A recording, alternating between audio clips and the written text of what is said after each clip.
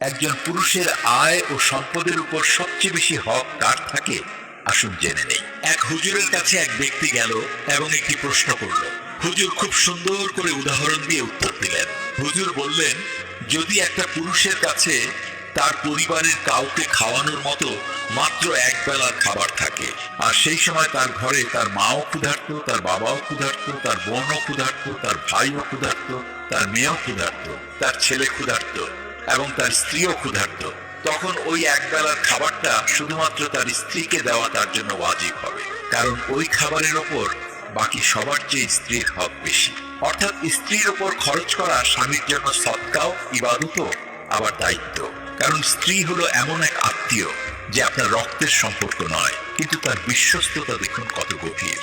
মা, বাবা, ভাই বোন আপনার নিজের রক্ত, কিন্তু স্ত্রী হলো এমন এক সম্পর্ক যা আপনার ভাগ্যে বা নসিবের মাধ্যমে আপনি পান।